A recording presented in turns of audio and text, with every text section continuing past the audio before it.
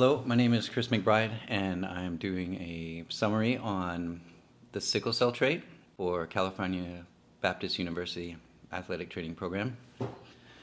The top 4 non-traumatic sports deaths in high school and collegiate athletes have to do with cardiovascular conditions, hypothermia, acute rhabdomyolysis tied to sickle cell trait, and acute exertional rhabdomyolysis or explosive muscle breakdown from sickle cell trait.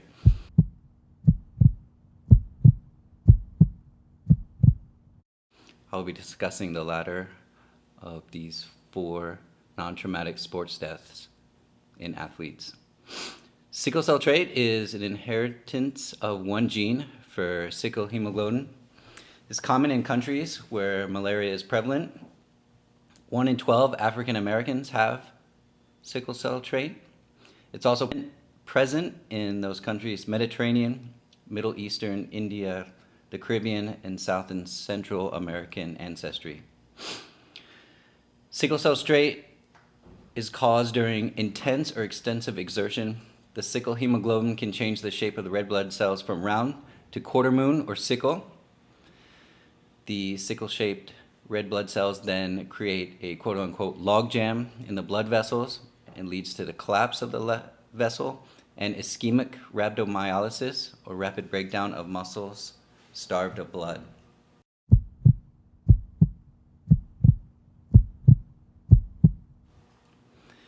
Rhabdomyolysis is a serious syndrome due to a direct or indirect muscle injury.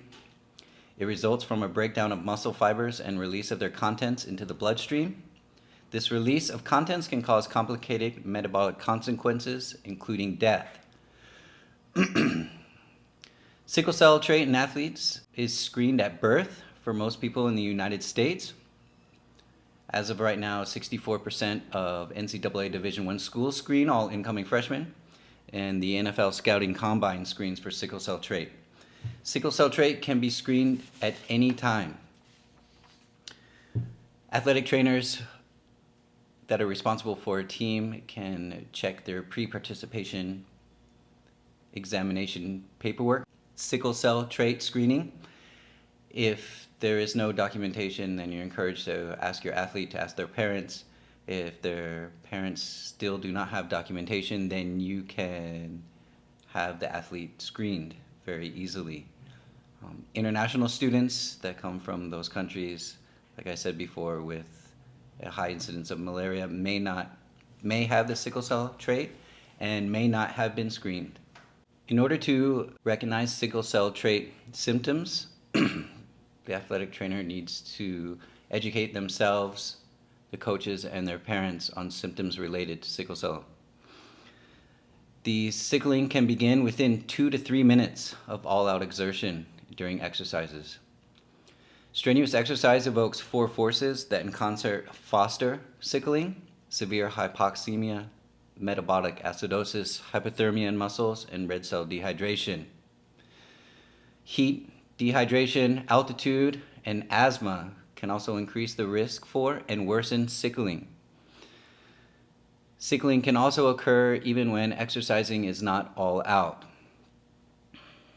When exercise is all out, it is common in pre-season, 2-a-day conditioning practices where suicide drills and gassers are commonly used. There are some precautions for sickle cell. I've outlined it in these slides. I will just highlight a couple of the points.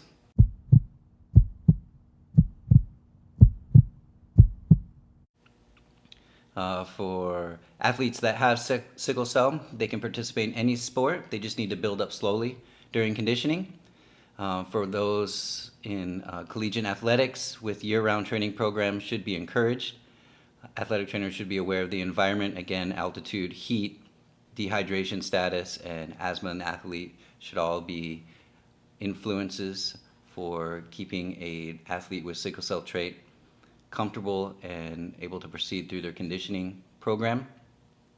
Symptoms occur, they need to rest. Education, again, is the most important point for coaches, parents, and athletes to be able to recognize those signs and symptoms of sickle cell trait. Sickling collapse is one of the symptoms for athletes with advanced sickle cell trait sickling during conditioning. This can commonly be mistaken for cardiac collapse or heat cramps. However, sickle cell symptoms are very different. There are collapses that have to do with the first 30 minutes of any conditioning exercises.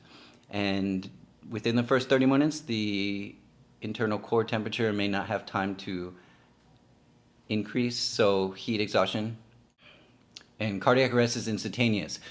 Whereas sickle cell symptoms, the athlete will not complain of cramping or severe pain. They will complain more of a fatigue or a slowing of their muscles. Sickle cell symptoms are easily treatable before the collapse if the athlete is complaining of symptoms. A few minutes rest is all it takes to stop the cells from sickling and to revert back to normal round-shaped red blood cells. The sickle cell trait clinical implications are to educate and create an environment that encourage athletes with sickle cell trait to report any symptoms immediately, as athletic trainers know how to recognize symptoms of sickling collapse, and as an athletic trainer know how to reconfigure conditioning drills for athletes with sickle cell trait, and also paying attention to environmental factors, heat, dehydration, asthma, altitude, and illness during conditioning. There are several slides for education and precautions and treatment found in the reference section at the end of this summary that can be read on the National Athletic Trainers Association website.